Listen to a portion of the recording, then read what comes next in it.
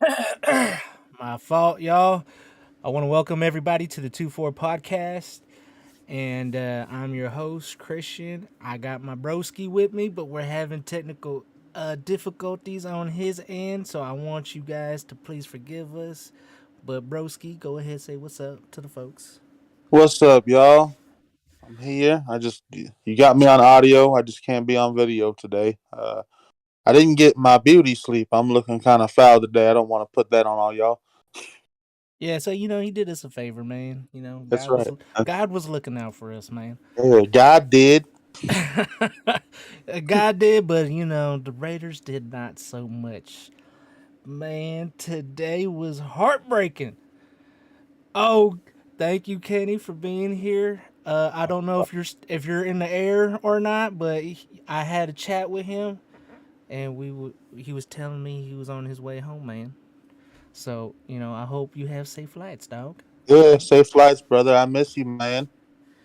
Um, but man, this game was heartbreaking, and it was also heartbreaking for the broski Kenny Quest, man, because he has Travis Kelsey, uh, going against him in his fantasy, and he was only up a few points.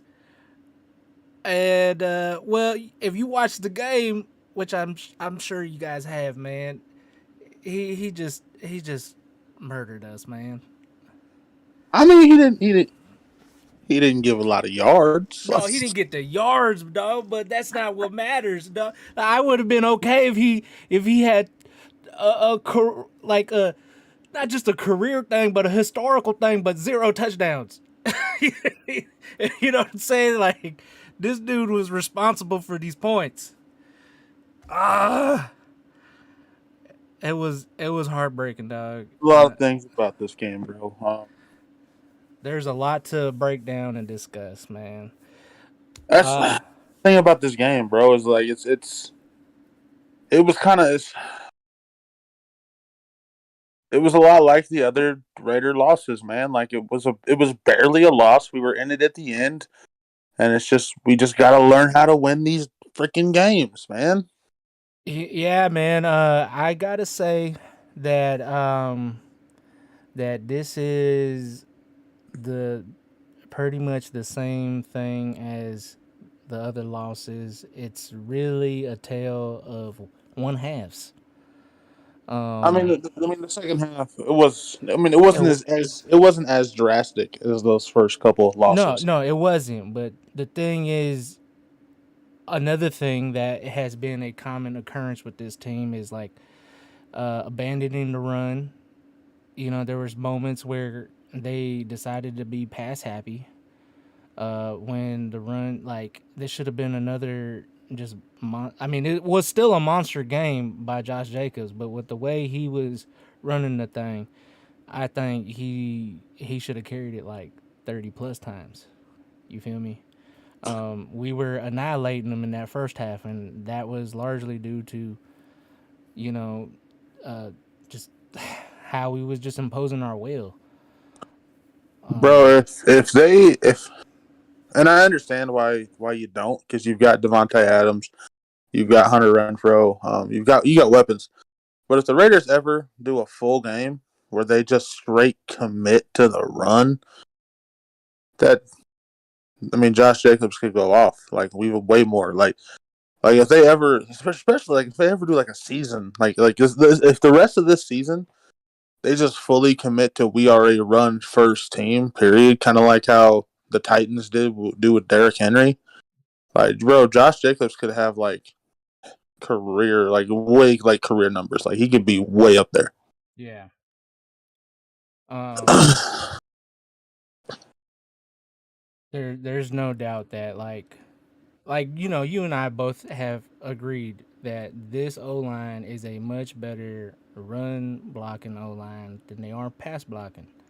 Yeah, I And mean, dude, there was so many times today where it's like, man, this is the perfect spot for a play action pass. You've run it so well, but play action pass have DC hit it deep, and as soon as he does it, he gets sacked. yeah, and so that's the thing. Like if if they don't give up a penalty, then they give up a sack. And so there's more, you know, like I'm gonna fast forward just a tiny bit, just to be able to make this point about the O line. You know, the broadcast team was talking about going going for two versus kicking.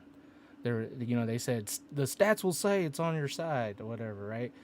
And well, like, okay, if you're gonna use stats, then the stats say exactly what I just said. They either give up a penalty or they give up a sack. Those are two negatives versus one positive with you trying to be pass happy. I Trying mean, to they did run it on that 2 point conversion. no.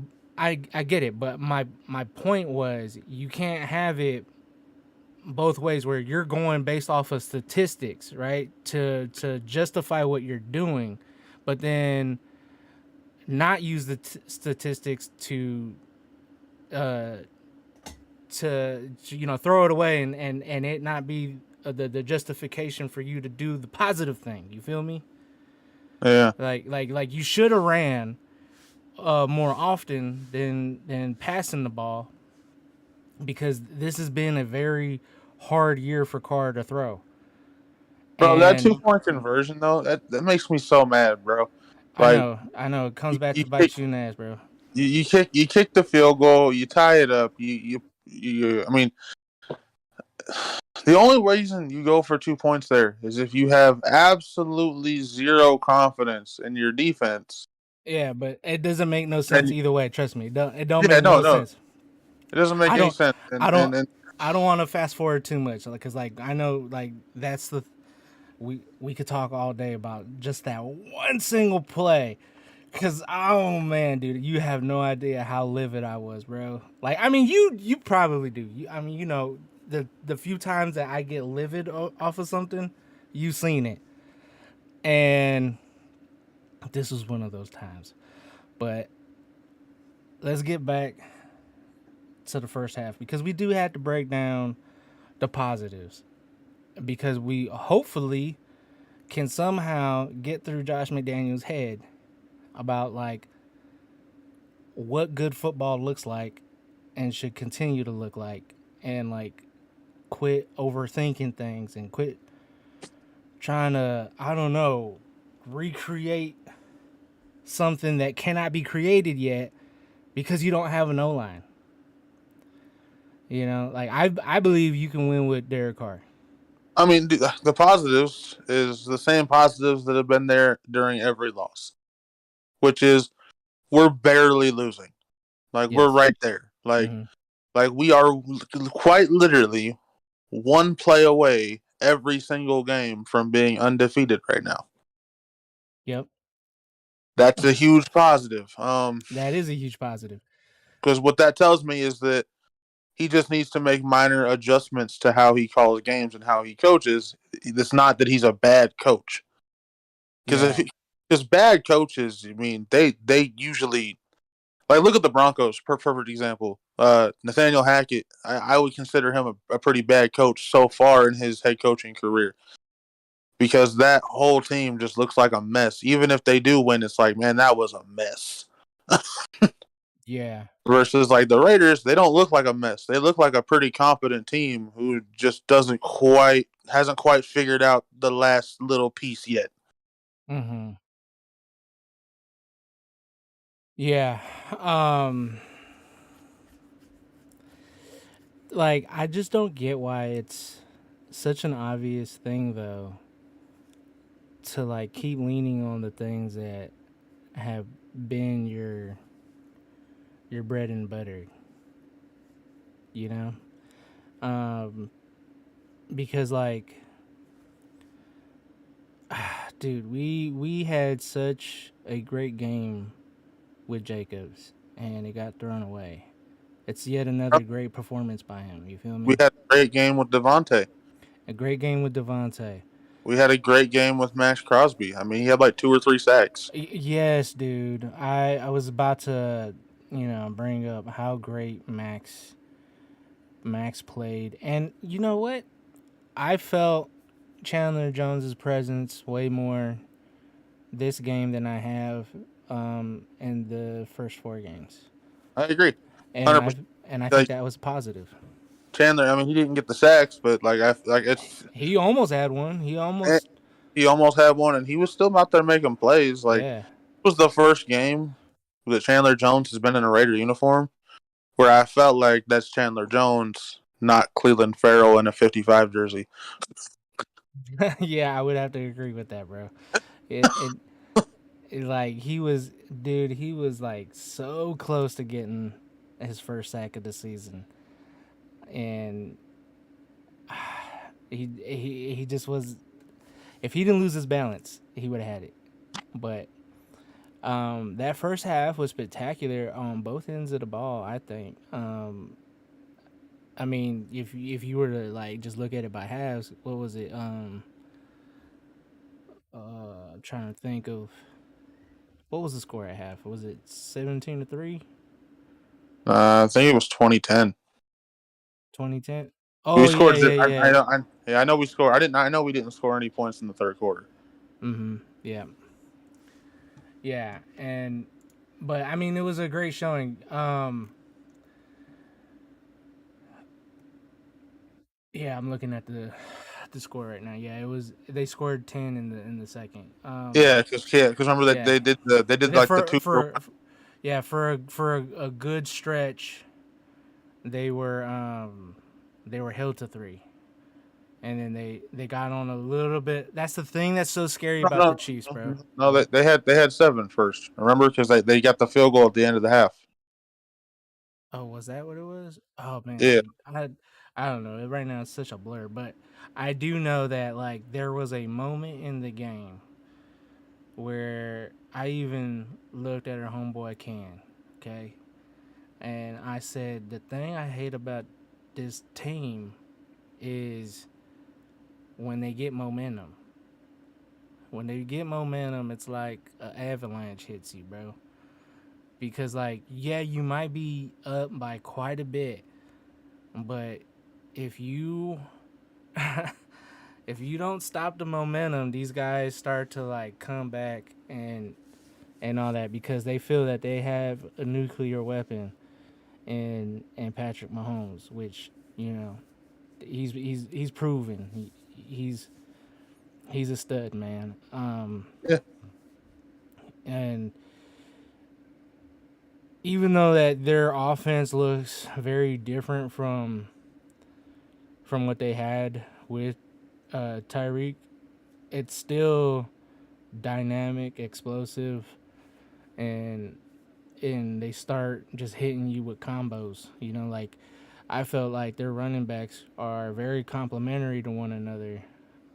They both do things different from each other, and that's when I thought it really started. It started with them guys, and it I thought it was kind of demoralizing when they started with McKinnon, when he was like the Raiders did not tackle well in in that that little run that they had going. Um, because the way they tackled was it was almost like they were actually pushing him to go further, and then it didn't help that like their offensive linemen came and helped and gave him a push too with the Raiders hanging on the dude. And so instead of just trying to be dead weight or just like go for his legs, like they gave this dude like another 10 yards. And I just knew it was I had a feeling in my gut, man, that it was gonna bite us in the butt, and it definitely did. I don't know. Do you remember what I'm talking about? Okay. Yeah. I just wanted to make sure that I wasn't alone on the island over here thinking it. No, man, it's just I don't know, man. There's this game was I would say out of all the games, the most positive because the defense looked the best, the offense looked the best. And at the end of the day, to be quite honest with you, if we were playing almost any other team in the league, I bet we get a dub tonight. It's just the Chiefs are just those guys, man. Yes, definitely. I mean, They definitely are those guys, bro. You like you can't like I've heard plenty of people like diss our division because like they're I don't know what they were expecting. Like other than the I think other than the Broncos, hasn't everybody else in the division like faced each other like at least once? probably, I don't know. Um but like I know that the Broncos had an easier start to their schedule versus the other teams and Yeah. us. And so it's like what do you expect? We're not gonna be all undefeated to like start the dang season. Like the only team that looks actually bad is the Broncos. Yeah. And like everybody else, I mean, we're just kind of beating up on each other. Like if you're just going off of wins losses, like then you're going off of the wrong thing to be able to tell what's going on. So I don't want to hear No, that like the it's Bills are not. the best team in the AFC because the thing is like you have to dethrone the dudes that have been on top for quite a few seasons now. You Not to can't mention the fact that go ahead. the record does not reflect the talent and where the teams are. Let's like you just said, like Mm-hmm. the Chiefs are still those guys. They've proven that they can still be those guys. They're going to be those guys probably for years. Um, Chargers. I mean, injuries are hitting Chargers again. But they're still playing well, and even Mm-hmm. though their record is not amazing, I think they're 3-2, which is still not bad. Yeah. I mean, the Raiders. I mean, the Raiders are like we just discussed. Like they're quite literally a play away from being undefeated. Per game. The Broncos, though, man, the Broncos are they're just bad, bro. Yeah, Like they're bad from their coaching staff to something's going on. their Like something's going on with quarterback us. and their O line to a Like degree. To a degree, their O line because they're actually not that bad at running the ball. Um, except but for all the running backs are injured. oh yeah, that too right there. But yeah, dude, they're just they're it's this is not their season, and I No, never thought it would be their season. I thought that it would for sure be a little bit more than that, but then you hear more news about like it wasn't just the Seahawks players that didn't like Russ. It's also the Broncos players too. Like I don't know if you heard about that, bro. Have you heard that? yeah, I didn't really look into it. I just heard that there Yeah. were rumors that This Broncos players don't like him. this dude isolates himself from the team. He like you remember how like people talk about how James Harden would kind of like only hang out with like stars on Yeah, his team, but he would not hang out with the others. yeah. So it's kind of like that, but like this dude has his own office at the Broncos. Like Huh? I've never heard of that, bro. I've never heard of a player having his own office. Yeah, I've never heard of that either. Like that's crazy to me, bro. Like, Brady doesn't even have his own office. and he's the GOAT, man. If anybody's gonna deserve it, it's him, dog. Like, Yeah, man, the Dolphins wanted to give him ownership. yeah.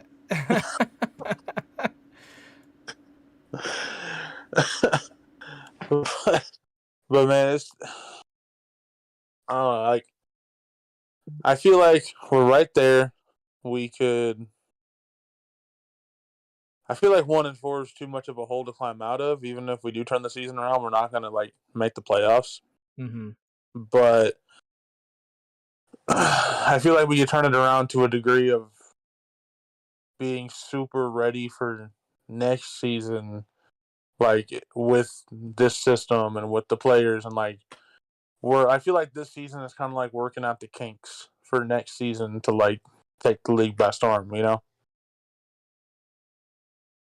Yeah, but like, see, the Raider fan in me doesn't ever want to give up hope because you never know when people start catching L's, man. I mean, I know that's true. I mean, in all reality, we're not super far out of. Like, you didn't do yourself no favors by losing as many games as you have because you have no cushion. Yeah. So you definitely need things working for you that have nothing to do with you, like other teams losing that Yeah. you're not playing. It helps that, like, you know how you just mentioned, Chargers are dealing with some injuries. And you know what, dude? Like, you know, they brought up in the broadcast,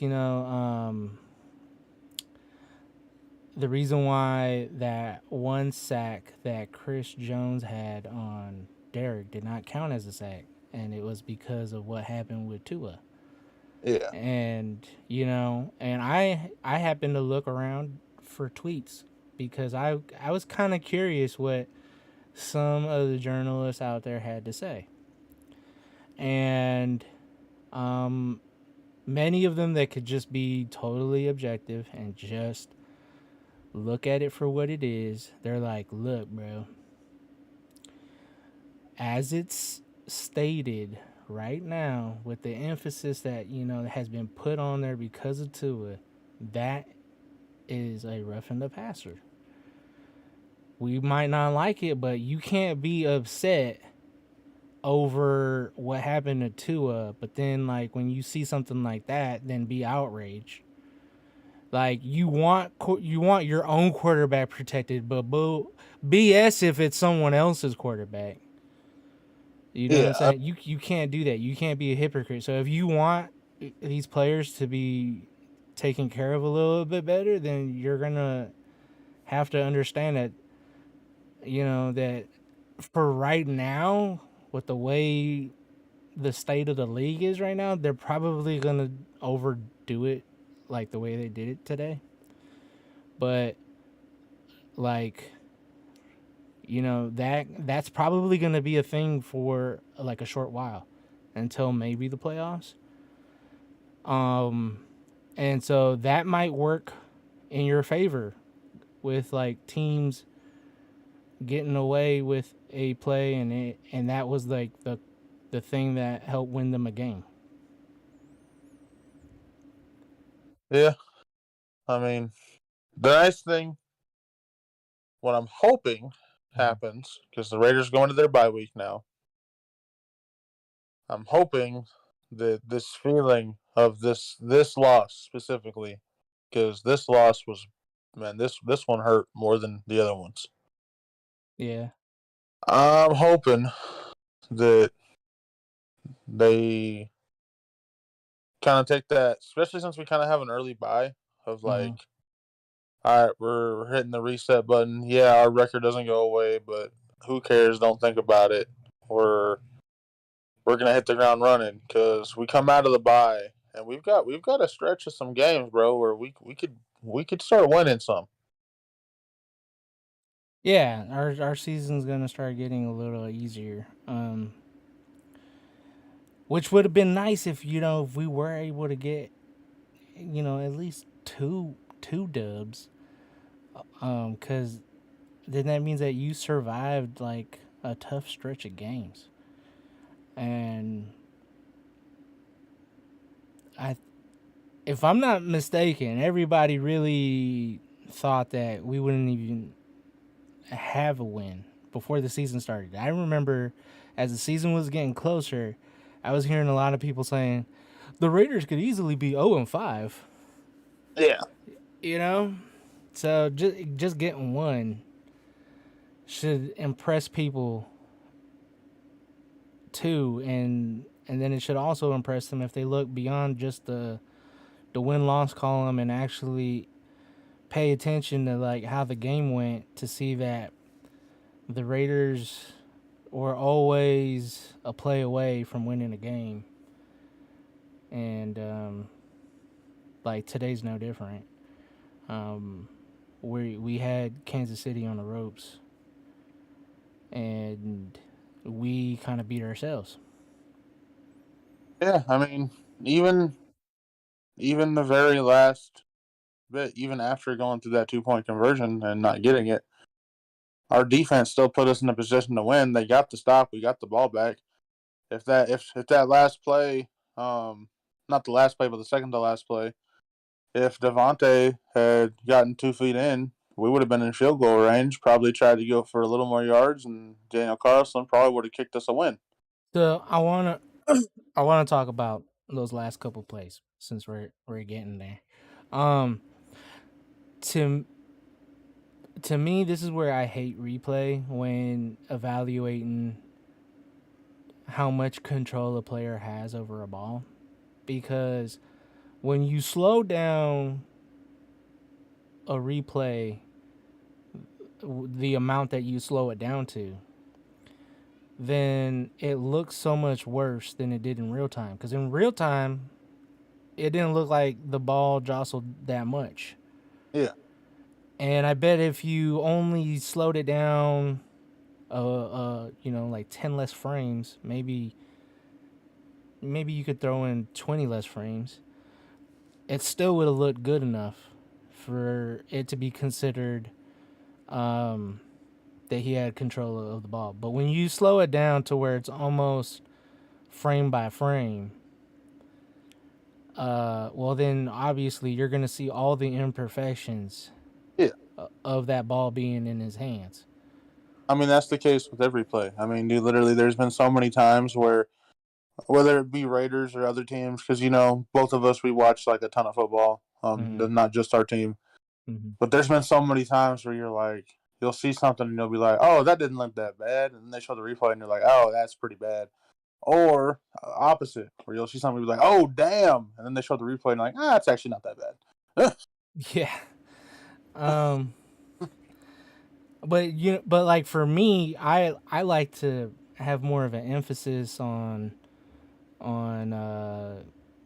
like did they have 2 feet in before going out of bounds, or was there a just a ton of freaking movement with that ball? Because like if you even if you were to like really look at it with it moving around, like you would still say that it doesn't look as bad as other replays that you've seen in the past where guys have had that ball just flying everywhere, bouncing all over their body. Like this was one of the least uh wobbly looking catches that I've seen when slowed down. Yeah, I mean, I when I saw the replay, I thought to myself, okay, that's not a catch, Okay. but it was still close enough to where I honestly thought to myself, well, they might still give it to him. I mean, it's not super far off. I don't think it's a catch, but that being said, since they called it on the field a catch, they might not see enough to overturn it. Mm-hmm. Um, wish they hadn't, Yeah. but I mean, it is what it is. Yeah, It's, and I'm not gonna hate on the throw or the catch. Like it is what it is. You still had another opportunity, yeah, and and if based off of, I have one problem, one major problem with Derek Carr hmm, regarding this game. After that play, it's now 4th and 1. Bro, why'd you throw it deep? Like, I mean, I get it, like, cause I mean, they did it a couple times earlier in the game and it worked.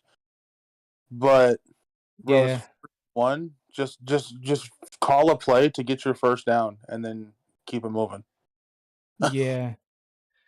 Um, I have no idea if I mean I couldn't really tell if that was a decision that was made by him or I don't um, know. by coach. I don't know, So, but it's super annoying but because that does seem I like a very Derek Carr thing to do.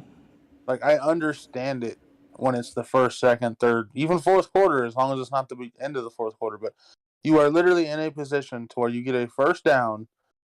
The way Josh Jacobs has been running, the way the team's been playing, you could probably get another first down, and then you're in field goal range. Or 4th and 1, you throw it deep. If you don't complete it, the game is over. It's like, Yeah, dude, just I get your first down, bro. That's all you have to worry about. Just get the first down. so I think if it was a Derek Carr decision, I think here's a couple reasons why he did it. One, field goal kicking was not that great. I mean, it was more so on Kansas City side I that it mean, Daniel wasn't that great. Carlson the game didn't miss a kick the whole game. Oh yeah, yeah, you're right. Daniel Carlson But has been the most accurate, best kicker in the league this entire but season. but what I did see from him was that it wasn't like all his kicks were going straight down the middle. It looked like I mean, it was still in there, but it was like kind of off to one side um, on like a couple of his kicks, Yeah, and so maybe I don't know. Like we don't know. We're not out there. Maybe the wind picked up a little bit, and maybe they also felt the same way that it was getting a little bit harder to control. As good as Daniel Carlson is, um, I mean, I don't know. Uh, I can only guess so much with not being on those sidelines. And but my real thing with it is like, man, dude, like that has been an mo of Carr to do a little bit of the most. Maybe it's worked out more often than not because we've seen him pull out some crazy dubs where he has made those throws and he found a way to have the refs help him, with pass interference calls and things like that. Like that's why he even attempts those is because the refs more often than not have to be like forced to blow that whistle. But then thirdly, the other thing is Renfro probably ran the wrong route and maybe his whole reason was to give it to Devontae because like if you like look back at that play, I mean he did have his guy beat. It's just Renfro cost us another one. I'm putting that one on Renfro on that play more than I am on Carr because there's a lot of factors in there where we just don't know. And I kind of gave him a defense for like a couple of them. So if we're like keeping count, like there's more of like understanding where Carr's coming from, and then there's Renfro looking like he really did run the wrong route and ran straight into fucking Devontae Adams. yeah. Speaking of Devontae Adams, did you see what he did after the game? I heard that he pushed a camera guy. Yeah, like I didn't see pretty it. I didn't pretty see it. aggressively, bro. Like he was very upset and emotional, which I get it. But it won't surprise me if the league doesn't suspend him for at least one game. I mean, I wouldn't be surprised either. Because like one, this is not what he wanted, and this was something that I was trying to talk about with you last week, but things got in the way where we couldn't talk about it. Um, but Devontae, he played a lot of years in Green Bay, and probably the biggest crybaby in finger pointing person, excuse maker, a hole, jerk. All of that is the dude that was his quarterback. Yeah. And he would always do things that was like not okay after losses. Not that he would like push a camera guy or anything, but like he would just, he would find a way to be a jerk. And my question was, how many L's would it take before Devontae would stop being such a, you know, good soldier kind of thing? Yeah. You know what I mean? Because I mean, as you pointed out, we could easily be 5-0, but some of the 5-0 that could have like for sure made that happen was giving Devontae the ball more.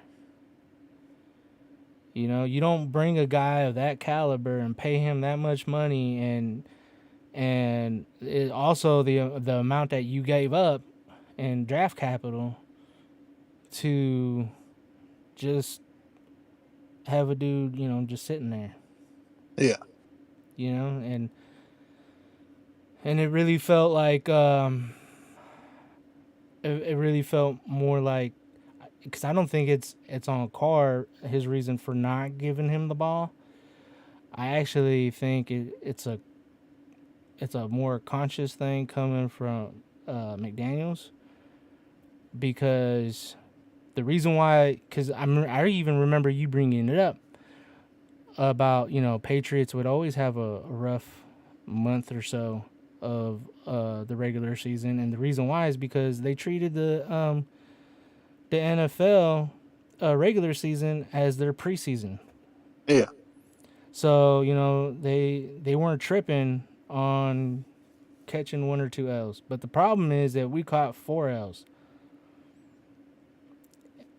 Yeah. and we have gone through so many roster moves, and I don't think the Patriots ever went through as many roster moves, especially for the offensive line. I don't think they've ever went through 10 different combination of players uh, in those first couple of weeks. Yeah. So it's got to be frustrating. It's got to be frustrating for him and the rest of the guys, but I think a lot more so for him, because he's not used to this kind of losing, and he didn't have a good veteran role model in A-Rod, Yeah. who also had a giant ego, and like, players that are really great, they do have a bit of an ego, but like I did notice something, like when he did the Pivot podcast, it was kind of more so like the way he was speaking of himself. It was just like certain words he chose to use where I was like, oh, that sounds just like Aaron Rodgers. Yeah. And so, but the only difference is like the way he was complimenting everybody on the team. That's the only difference between him and everybody else, because Aaron Rodgers don't compliment nobody unless it's himself. True. Man, Um, what do you think that this was more um an L on the coach, more of an L on Derek Carr, more of an L on something else? What would you attribute this loss to? I don't really know, man. Like, we were so close to getting the dub, and I would attribute this loss to whoever made that 4th and 1, or yeah, the 4th and 1 call at the end of the game. If it was coach, that's on him. If it was Derek Carr, that's on him. But it's 4th and 1. Mm-hmm. You're close to midfield. Get the first down. You don't need to throw it deep. Yeah, for me, it's whatever the game plan was in the third quarter is whoever was responsible for that third quarter. I mean, that L goes on them. I don't think that's like I'm not I'm not sure if that's all on Derek or not.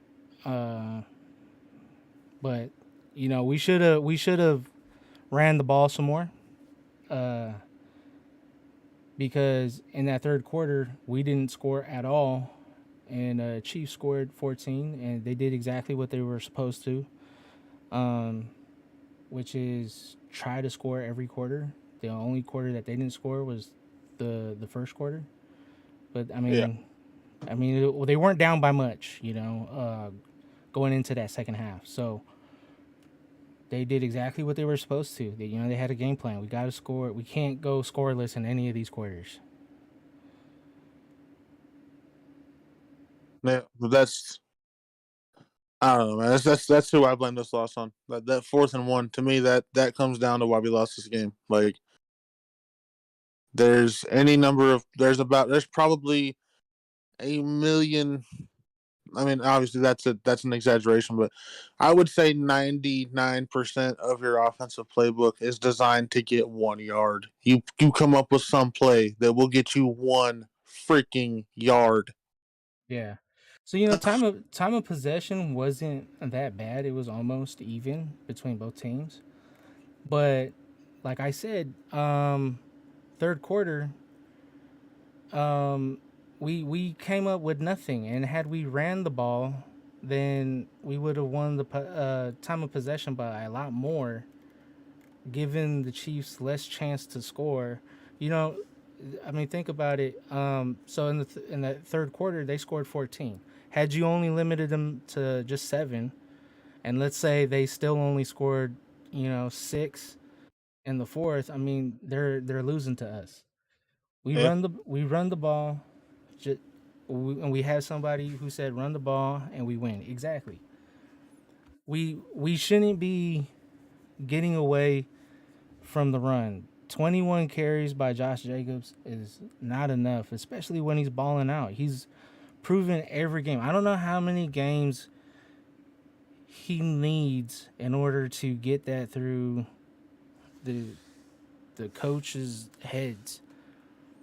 Like, I don't know what they're seeing versus what everybody else is saying. It's not just Raider fans, because I bet you a Chiefs fan would, if they were objective, they would probably say he was destroying us.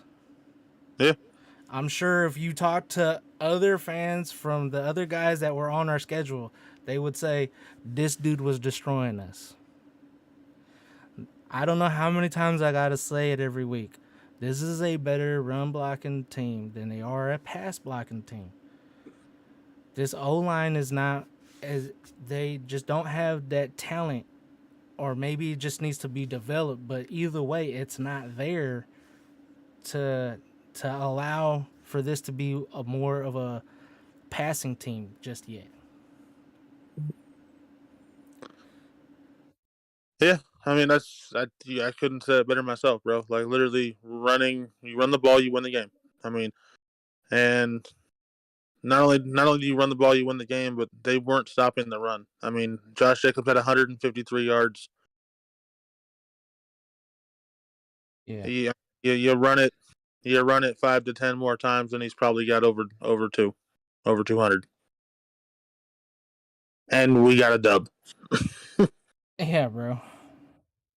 And that's the other thing, man. It's just like with how dominant we are with Josh, we're like you said and I've said on different occasions, it's like we are always there. We like like for this one, we were one play away. You brought up the 4th and 1. I mean, Josh is averaging 7.3 yards a carry, and you only need one. I just don't get it, man. Like the only person I would avoid on that D line is running into Chris Jones. But like, when we would put our fullback in there, he helped Josh like really, punch it in and stuff, man. Like I don't know. This is heartbreaking. This is something where like, dude,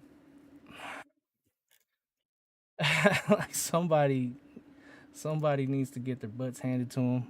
Somebody needs to probably threaten Josh McDaniels with getting fired because this is not okay.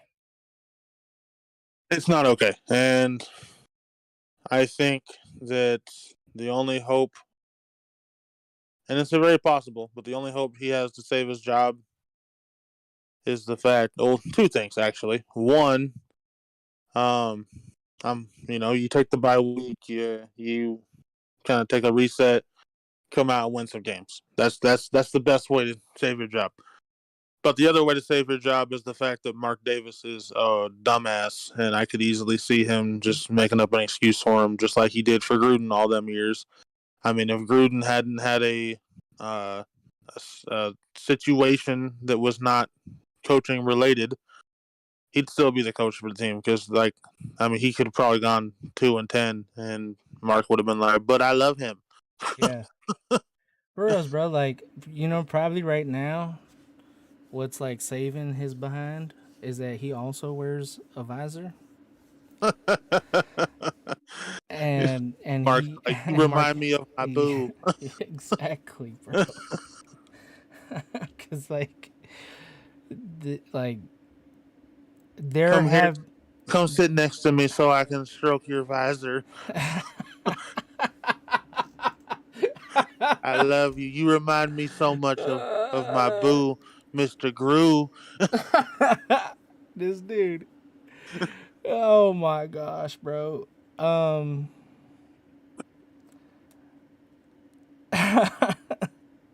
dude, you know what's so bad though? Like, if you look at the losses, you still kind of don't know if it's a coaching thing or a car thing or something else. Like, you do or know about or just some. or just shit luck. Yeah, you could, because you do know that there is some things that have contributed for sure, like the O line play, and very early on not having like sacks and interceptions. The things that really help excite a defense and just a team in general to like help dominate a game. Um, like we've brought up Chandler Jones in for the other games. This was the first time that Chandler Jones stood out to us.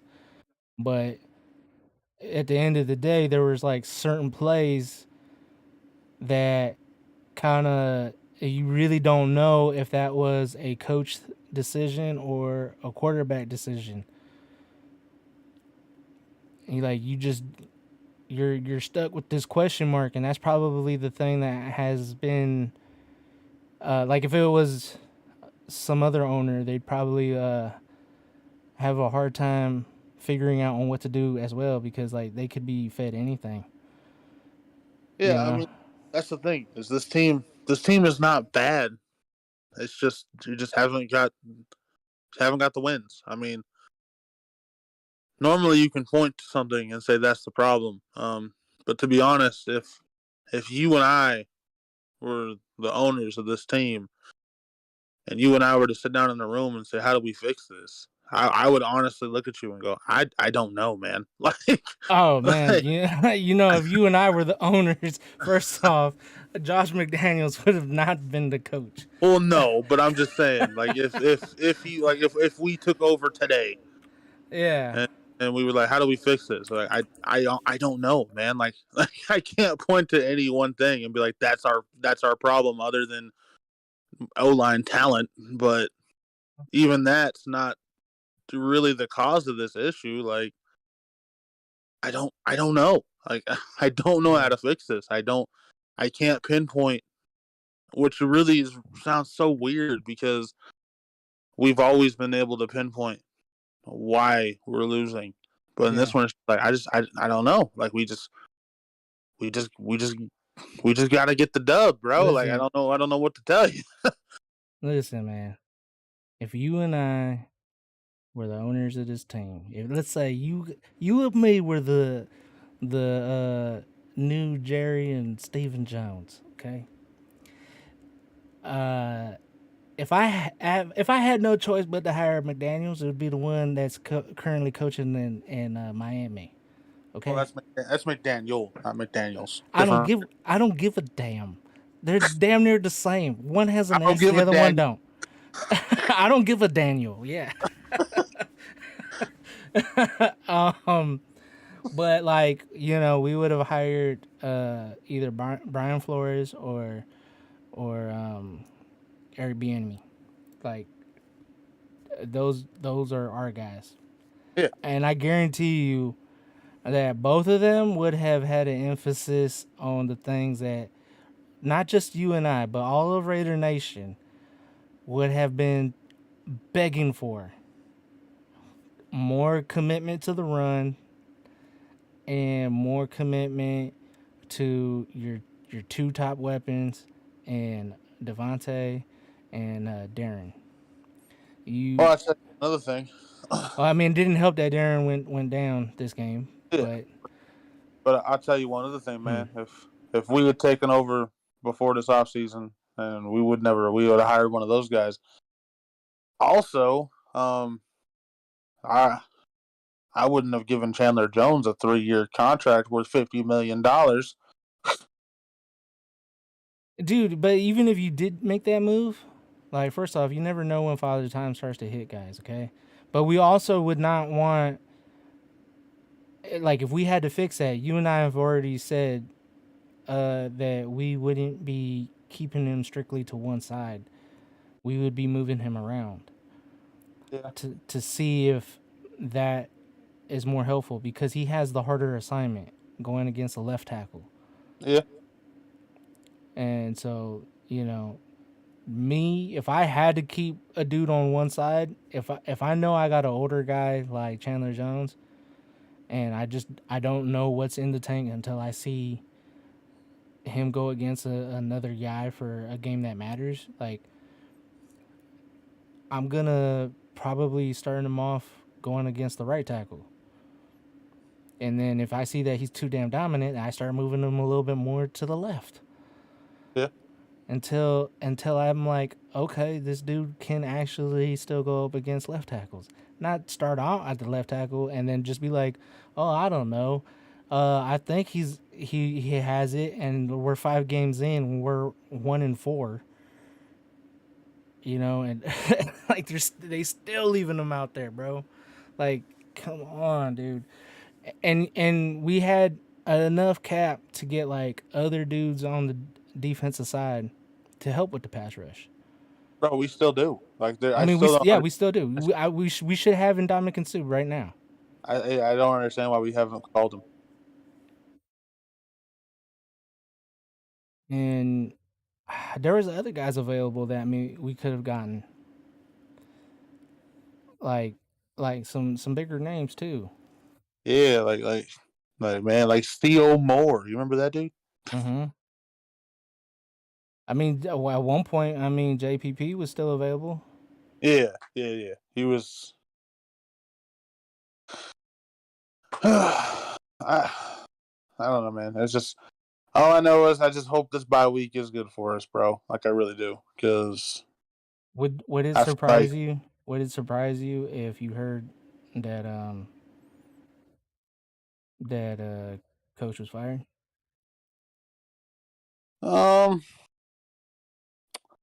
Yes, but not because he doesn't deserve it. You know, I don't think he does deserve it, bro. Like we're literally we're one play away in every game from being undefeated. Like, I mean, that's true, but there's also been the same thing happening over and over again that didn't help with us losing, us abandoning the run, yeah, us ignoring Devontae, us not making other adjustments. You know, we've talked about the lack of adjustments being made. You know, another thing that I would see happen to our team is there. There's always a moment in the game where the other team gets momentum, and usually it's one dude like going off like for 3 plays in a row. yeah, And for whatever reason, like it just doesn't dawn on them to ever do anything about it. So to me, like just like how you said, you know, he doesn't really deserve it, but at the same time, he kind of do because there's certain things that we point out that it's like I haven't heard the excuses as for why not. Why tell me why. Explain it to me why you abandoned the run. Don't just give me some political answer. Tell me what you saw so that way we know what contact lenses to prescribe you, bro. Because obviously there's something wrong with your vision. Because even if you do give me an answer, it's still the wrong answer. And yeah. unless like there is something absolutely 100% convincing, there's pretty much no answer he can give me that is correct. He would need to tell me in order for me, like if I was the owner, the only way that I could allow him to continue being the coach is he straight up tells me that he honestly made a mistake and it was a repeat offense. And maybe, only maybe, would I not fire him once he admits what I already knew all along. The only way that I would keep him on at that point would be that I get a commitment from him that we are going to be a ground and pound team, and when we throw it to guys, we're doing a better job about it. We go Devontae, Waller, and then everybody else.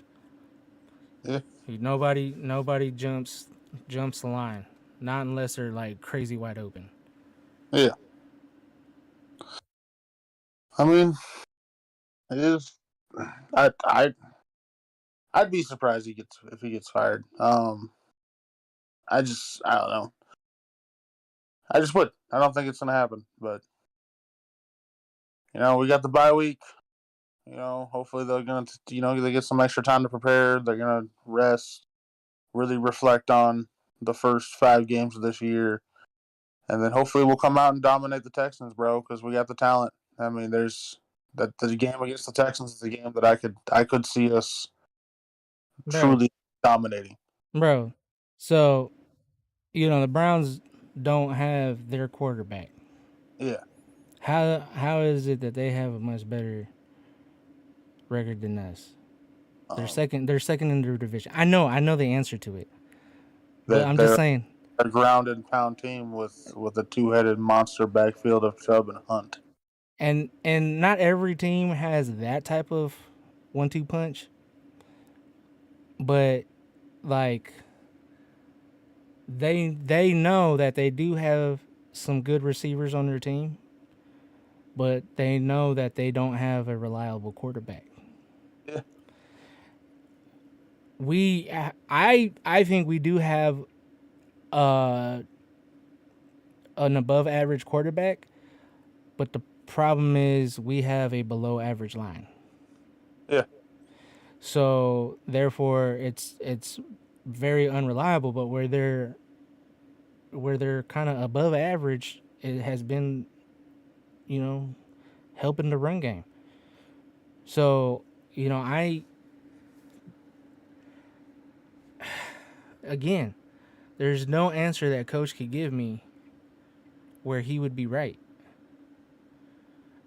because here's a team that does not have their star quarterback that they traded for, and they have a better record than us. They're second in their division. Yeah. Like, you should feel ashamed of yourself, dog. Yeah.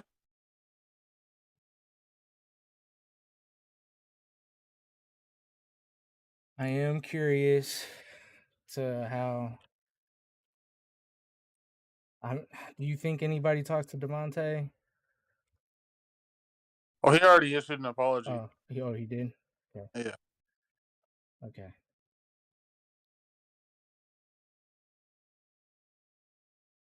Man,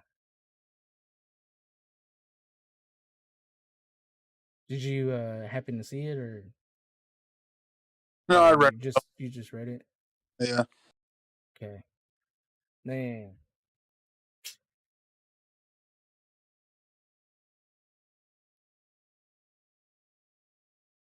hopefully he reaches out to that guy, like he like goes looking for him Yeah. to say it, and not just like go through social media and stuff like that. Yeah. Um so let's go through what who's next on the schedule after the bye. Um Texans. okay, so we got Texans and Saints, Jags, and Colts. I So mean, real so talk. We historic. we uh could be 4-0 after that on that stretch. yeah. Um historically, we have not been great after a bye, but hopefully, with the way our season has gone, guys have not given up and they're just pissed, and they use that to like harness, I don't know, a good stretch of football, man, not just one game. Yeah. I mean, we gotta. This is a fairly. I wouldn't say easy because obviously it's an NFL team. No NFL teams lay down and just let you take a win. Yeah. But um, but that being said, comparatively to the first 5 games, this upcoming stretch of games is much easier. Yeah. And I I honestly think we could go 4-0 over the next 4 games, which would put us at 500. Actually, no, it'll Yeah. put us in one game above 500. So Yeah. Yeah. There's definitely a possibility. um I mean, not to mention, like, okay, so because I only listed up to the Colts, after that's the Broncos again, and then the Seahawks.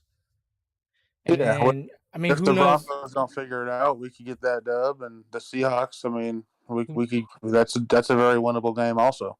who knows if Chargers continue their string of bad luck with injuries? Yeah, Um, if not, then that could be still a tough game, but winnable because, hey, we almost won the first time. yeah, Um, and I predicted that we would get them again. Um, and pull out this dub. Um, and then after that's the Rams. I know the Rams haven't been playing great. They're the defending champs, and our O line, the way that it's been playing, hopefully Aaron Donald does not have a crazy game. Hopefully we've been committing to the run.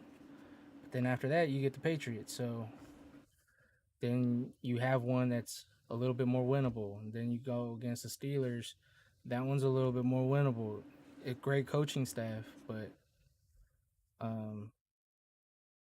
The quarterback situation is a little shaky. A Um, little. yeah, I gotta give people some hope with their own team, not just my own. But But at this point, dude, Mike Tomlin might be calling Big Ben to see if he wants to come out of retirement. but really, our hardest part of our season is now behind us, Yeah, and things should be a little easier. But like you said, no, you can't take any team for granted, uh, and our team should not be allowed to. And they like, I don't even care if like they wind up being that one game above 500. I don't. They still don't deserve it. They put themselves in a hole. They have no cushion. yeah, So they need to continue their winning ways and almost act as if they're still this 1-4 team. So yeah, I'm hoping that this season isn't a complete loss. I hope that there's things that we can build on. Um, I'm hoping that they could just give me hope. Really. yeah. We started 1-4, if we can finish the season, uh, if if we finish the season 9-7, that's a huge dub in my opinion. Yeah, I would agree with that. Um. All right, so let's get to our MVPs, man. How about you go first with offensive MVPs? Josh Jacobs next. It's plain and simple, bro. It's Josh Jacobs. Yeah, I mean Devontae did great, but Josh did greater. Yeah, So almost averaging 10 yards a carry, bro. That's crazy. and Josh just looked like, man, he just looked like a different animal out there today, bro. Like he just looked like he just wanted to Just bulldoze. today, just today. Okay, the whole season, but like today especially. No, today he wanted to be tough. Yeah, He there was a couple times where he was just like, "I'm gonna blow you up, bro." Like it's like that was pretty. I probably could sidestep you, but I don't want to. Yeah, yeah. Because last time I sidestepped you, you were an ankle biter. So this time I'm gonna just go right through you. Yeah, So I like seeing that. I like it when Josh likes to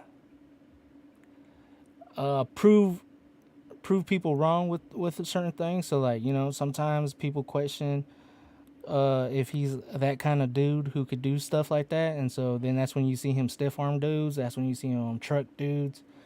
And then there's times where people question his speed and his elusiveness, and then that's when you see him put the jukes on dudes and just take take a couple carries for some really long ones, man. Like the dude is incredible, and I think he's done enough to prove that they need to give him another contract.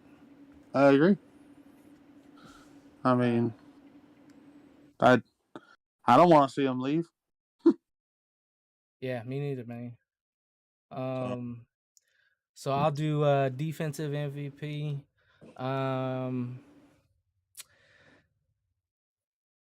I'm a cheat on this one. There's a reason why I had you go first because every week you pick Max Crosby first.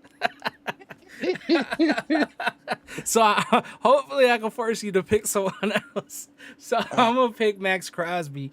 I love that he's been he's been the heartbeat of this defense, and he has continued to prove that not only is he just a good individual player, but he's also a great leader, and he doesn't let any situation get him down. He's always coming with the same energy on every play.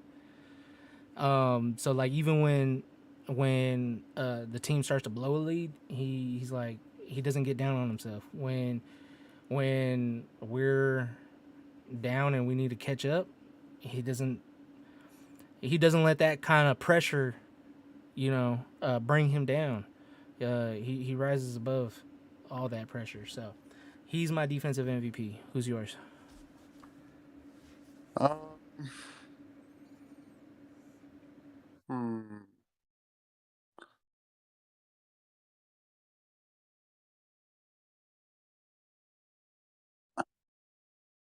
Well, you took my answer. That's your answer every week. That's because he's a beast every week. Okay, but almost every week I pick like a different person. Um, I'll throw Denzel Perryman out there. He was running around making some good plays, man.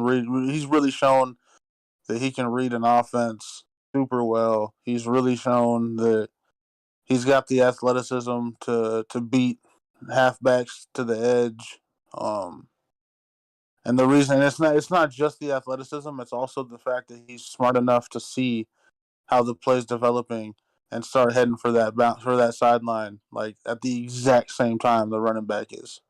I mean, the only time that I think he ever got beat was on one of the plays where Kelsey scored, Yeah, where he like bumped him and he didn't like stick with him.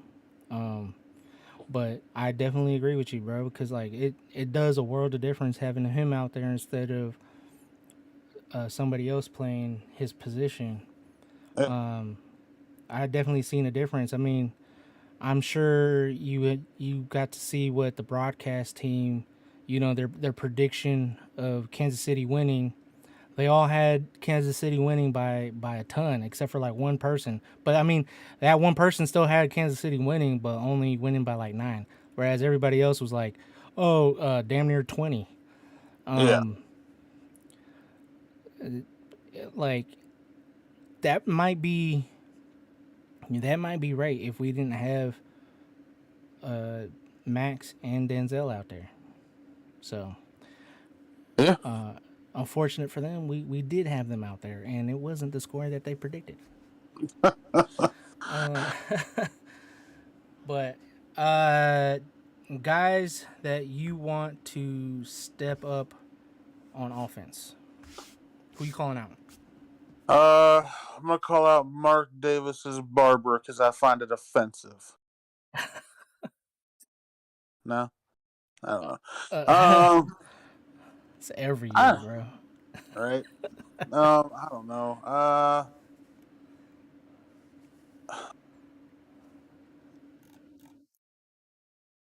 gonna say Hunter Renfro, bro. Like, Damn it! I was thinking the same. I'm gonna say Hunter, bro, because he's just I don't know, man. Like last year, he was that guy, man. He was catching everything. He was running crisp routes, man. He was beating defenders not with speed, but just being an overall better, smarter player who can juke like anyone. And I didn't see it tonight. I really haven't seen it this season. Like honest to God, unless something seriously changes, I think Hunter Renfro is gonna have like the biggest drop off in stats like ever, man. Like he had over 100 catches, over 1,000 yards last year, and I feel like this season he's gonna end the season with like 20 catches for like 150 yards.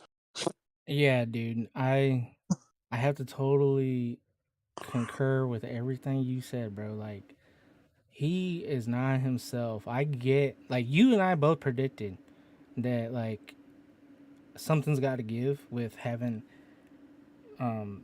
that many weapons. Oh man, sorry about that. But Hunter Hunter's game is like it's not the same. No, It just everything about it, like even when he does catch the ball, it's not. I don't know what it is. Like he doesn't have that same wiggle. He doesn't have the same burst of speed that I'm used to seeing. I don't. I mean, maybe there was something different about his training that that has made him like a step slower.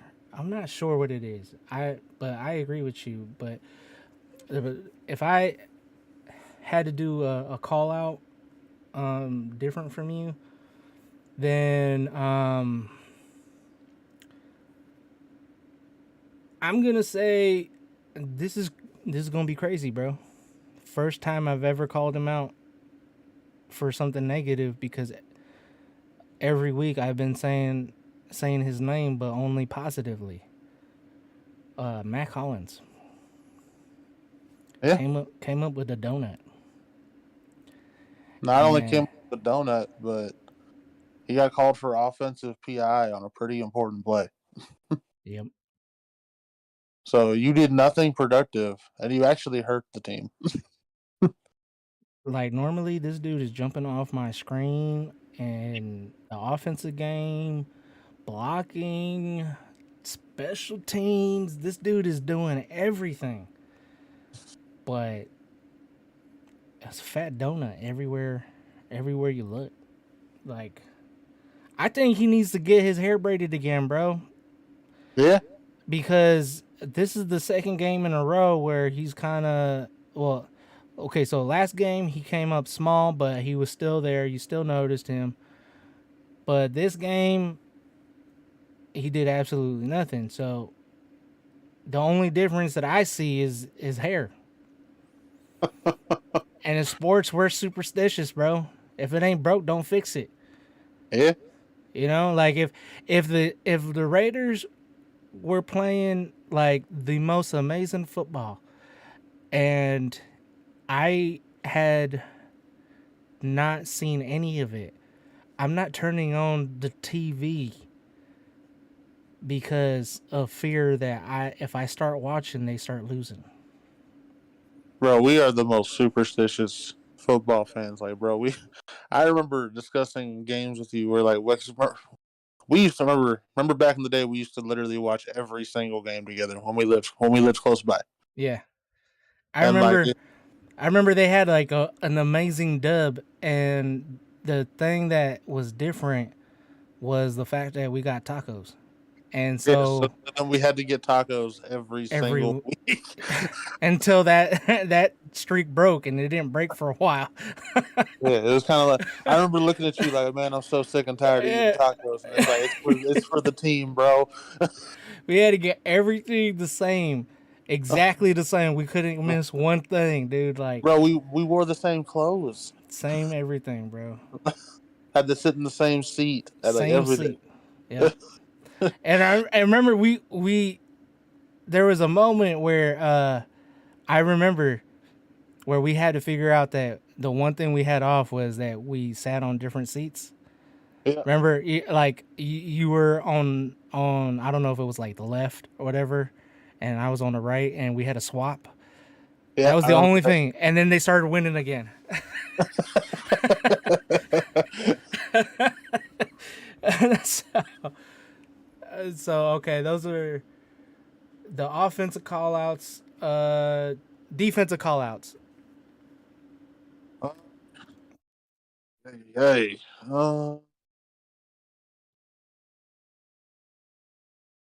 whoever was in charge, I don't know who it was, but whoever was in charge of covering Travis Kelsey in the red zone, bruh. Dude, like there was like a couple people that was their assignment because like Well, they it happened from one time to Denzel. It happened one time to who was it? It was one of our outside linebackers. well, I'm calling all them out. Yeah. You give up 4 touchdowns to one freaking player. You got to be kidding me, bruh. Yeah, that was insane, bro. Like especially that one where dude was too deep into the end zone. It's like, how, in what world did that make sense? Like, you know, all he has to do is cross the ball over the line, right? Like he doesn't have to like physically get in there. That was Deron Harmon. I remember that play. Okay, see, like Everybody got scored on, man, and that was ridiculous. Um, Not to I, mention the fact of the uh, way that ball was thrown. uh, If he was playing 5 feet closer to the goal line, he could have jumped that route and picked it, bro. yeah, they could have. Yep. Whatever, is what it is. They all need to learn how to cover a damn tight end. This is trash. I'm gonna call out. This is probably well. This is my first time calling him out by name, but he was a part of the group that I called out when I brought up the rest of the D line outside of Max Crosby. But I'm more disappointed in him just because we brought him back and we paid him a little bit, like a little more than what he got last year. But Bilal Nichols, He like, played. He played for the Bears last year, bro. oh wait, I'm thinking shit, dude, that's not who I was thinking. Who's the other dude that we brought back? Jonathan Hankins. That's who. I knew I was gonna do this. I even told myself, "Don't do that." Yes, it's Jonathan Hankins, because he was balling out for us last year, bro. I thought he was balling out for us because I remember quarterback pressures coming from our defensive tackles, and it seemed like it was almost always him consistently. Yeah. No, I mean he definitely. I don't disagree with that. Jonathan Hankins. That's a good call up. Because like if okay, like Chandler Jones stood out this week, which is great, but I feel like he would have already had a sack had Jonathan Hankins did what he did last year. Like, I mean, I don't know, no, because you know what? It's not like he's going against like the most top. Oh, they're decent O lines that we've gone against so far, but like we went against some pretty good ones last year too, and he was still getting penetration. So I'm not gonna give him a pass because Yeah. like last year he had the pass because we weren't supposed to make the playoffs, Yeah. and everybody had to play great. Everybody, like, it was hard to find anybody who was playing bad. I think the only person that was like consistently kind of bad was Jonathan Abrams and one other dude in the backfield. But for the most part, everybody was like doing great. Yeah. Like everybody, bro. Like it was crazy. And we like Max is getting no help. And this is the first time that I felt like he ever got help. And to me, that's why he got more than one sack this game. It's because he actually got some help. Yeah. And I think it's pretty sad that like we're getting corners and safeties to get sacks, but the dudes that are supposed to try and get a sack aren't getting a sack. So I'm calling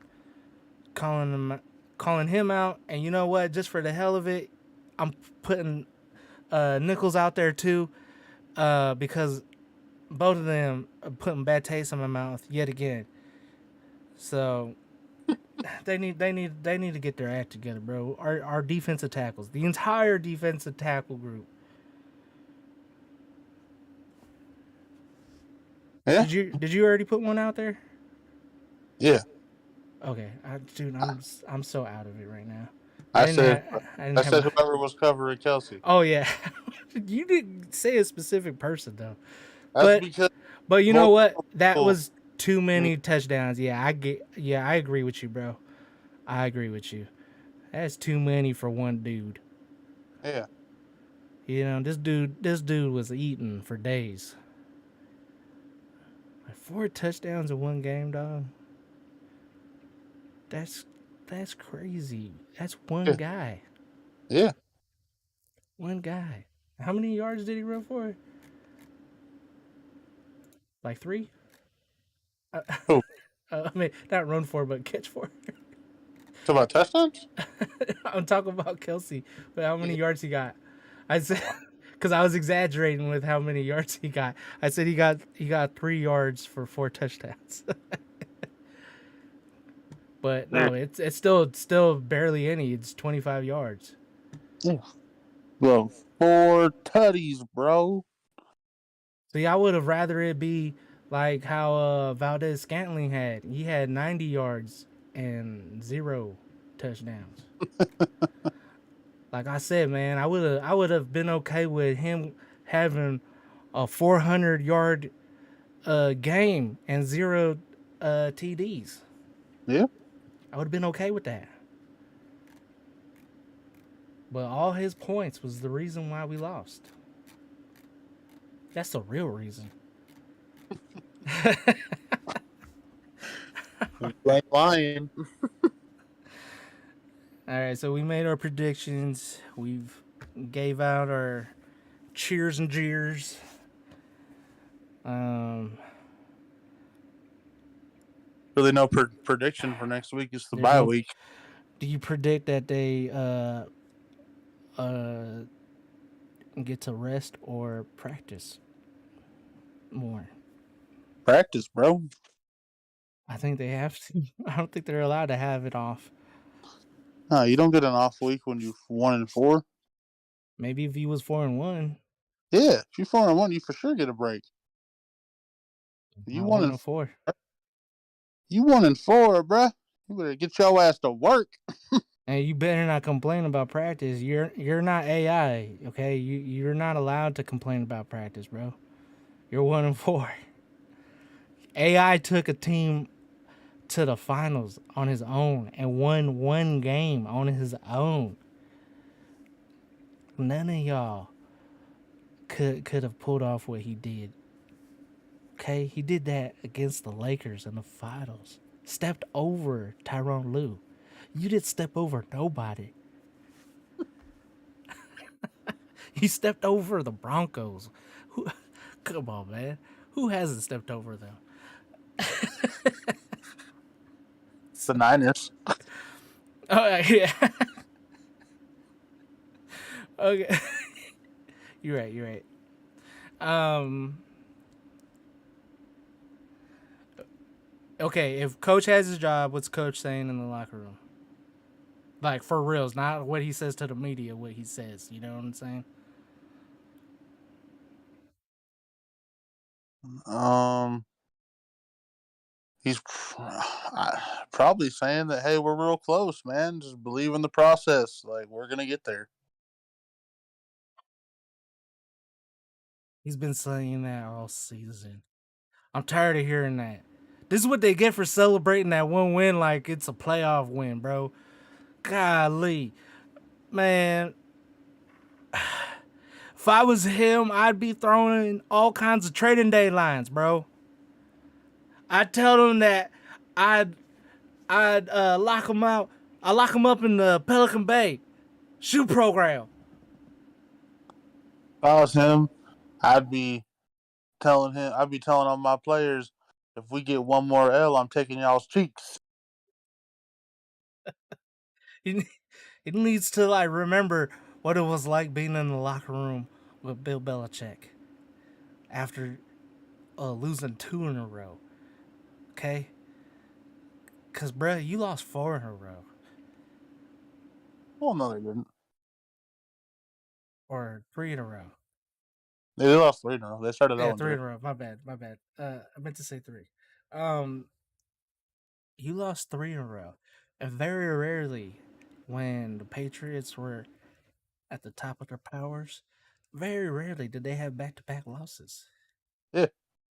And he treated every one-time loss like he lost uh like 5 games in a row. and he threatened to like cut dudes out of the team and stuff, man. Like, where's any of that? Oh man, but Well, Raider Nation, we feel your pain. We love you guys.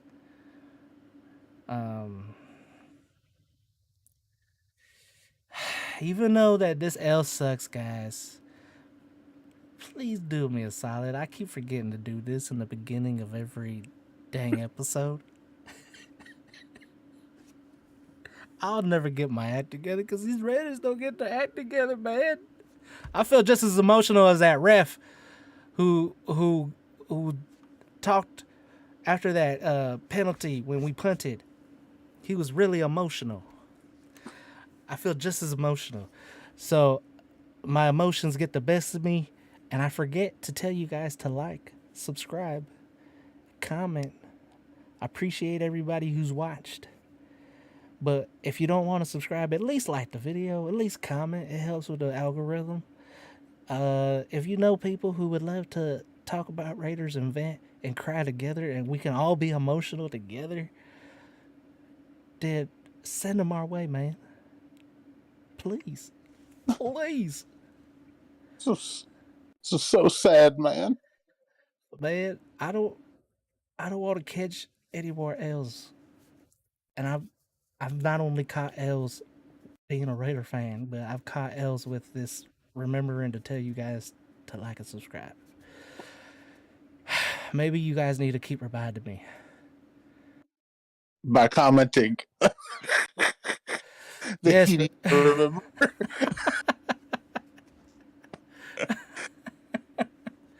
oh man, dude. Dude, I wish we could trade Josh McDaniels. Hey, you know what? Patriots might take him back. Maybe. What do you want in return? Um, I'll take since I was complaining about our defensive tackles, I'll take a dude who shares the same name as me, Christian. That dude is pretty nice. I don't remember what his last name is. I just know that we have the same first name. I don't know. I don't know what you're talking about. You don't know who I'm talking about, man? He was their first round draft pick last year. Oh, whatever. Anyways, like, comment, subscribe. We'll do a bye-week episode where we predict the Houston Texans.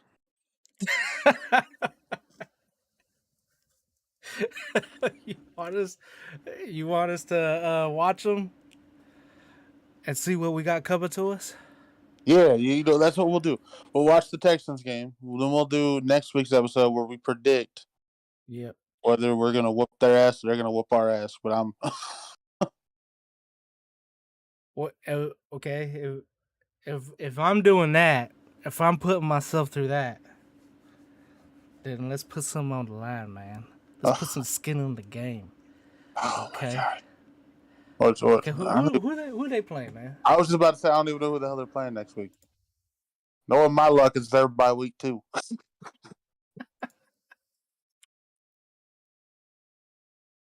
We gonna find out right now. I believe you're right. Are you kidding? Are you? Nah, bro. Nah, no way. Hold They on. don't- Hold on a minute. Nah, no way. all right. Some bitch. You jinxed it. Oh snaps! All right. Well, we can't do that now. We played who was it after the Texans? Was it the Saints? Yeah. All right, we'll watch the Bengals and Saints. Oh my gosh. The Bengals need to get their act together too, man.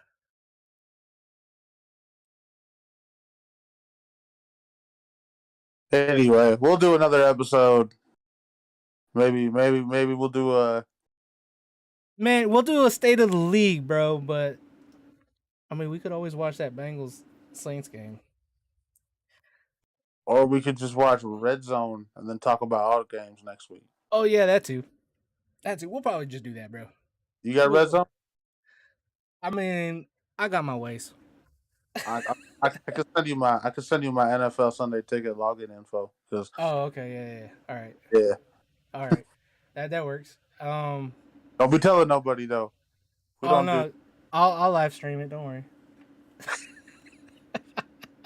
Just kidding. I don't give out my login info to DirecTV. If you're watching this, I would never. All right, guys. Well, don't forget to like and subscribe and comment and all that goodness. And we will definitely cover the league next Sunday, I guess. Sunday, right? Sunday works for you, or do you want to do it? Yeah, Sunday works. Yeah, Sunday it could, works. I'll do that. I mean, it could be a later stream or early stream, whatever works for you, Dom. I don't know, man. I'm so busy with work. We'll just see, man. I'll figure out how to put out a notification saying when we have it more written in stone. But we'll cover the league since we got a bye week. But all right, guys. Thank you for joining us. I hope you guys enjoyed this. I hope it was a little bit more entertaining at the end, man. It's just so hard to be entertained when you're so sad. I feel you, Raider Nation. Could be worse. All right, man. I don't know how, but it could. All right, man. We just got to make a sacrifice to the Dark One, aka Al Davis. We ain't done that in a while. Can I sacrifice Mark Davis? Well, if you made a sacrifice to him, it would do no good. He has no powers. Al Davis is the only one who's ever given us anything. So. All right, y'all. We'll catch y'all next week. All right, man.